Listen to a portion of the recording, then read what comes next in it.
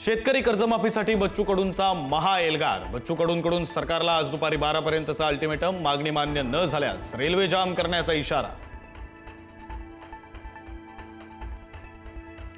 बच्चू कडूंच्या आंदोलनामध्ये सरकारकडून मंत्री चंद्रशेखर बावनकुळे मध्यस्थी करण्याची शक्यता। चर्चेसाठी मुख्यमंत्री बावनकुळेंवर जबाबदारी देण्याची शक्यता। बच्चू कडूंच्या आंदोलनामुळे नागपूर हैदराबाद महामार्ग जाम। नागपूरच्या चारही दिशेला होणारी वाहतूक प्रभावित, तर एक आंदोलक चक्कर आल्याने ट्रॅक्टरमधून पडून जखमी।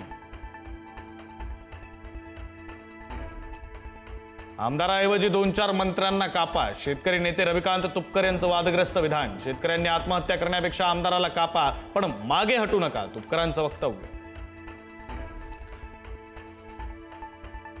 नुकसानग्रस्त शेतकऱ्यांना मदत मिळत नसेल तर अधिकाऱ्यांच्या गाड्या फोडून उपयोग नाही, सत्ताधाऱ्यांच्या गाड्या फोडा। हिंगोलीत सुजाता आंबेडकरांचं वादग्रस्त विधान। पंतप्रधान नरेंद्र मोदी आज एक दिवसीय मुंबई दौऱ्यावर। इंडिया मॅरिटाईम वीक 2025चा करणार शुभारंभ। मॅरिटाईम लीडर्स परिषदेत मोदी संबोधित करणार।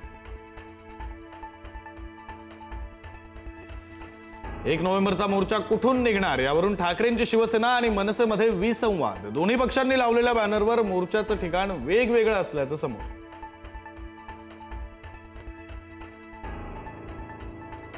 मुंबई महापालिका निवडणुकीत ठाकरेंची शिवसेना 70% नवे चेहरे देणार। 60 पेक्षा जास्त वय असलेल्यांना उमेदवारी देणार नसल्याची माहिती।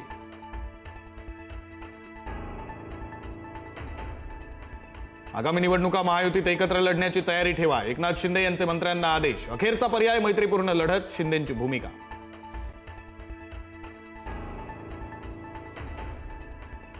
स्थानिक स्वराज्य संस्था निवडणुकांच्या तयारीला लागा। कुणावर विसंबून राहू नका, अजित पवारांची पक्षातील आमदारांना तंबी। मुंबईत न फिरता मतदारसंघात फिरण्याच्या दिल्या सूचना।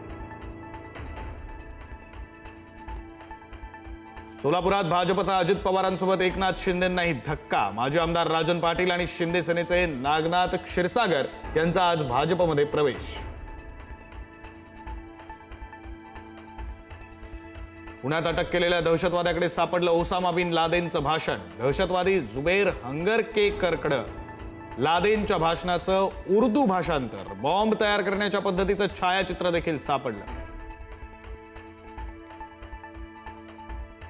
कोल्हापुरात हत्येचं सत्र। गेल्या आठवड्यात 4 हत्या। शिरोळे तालुक्यात आठवडाभरात 3, तर गेल्या 9 महिन्यात 12 जणांच्या हत्या।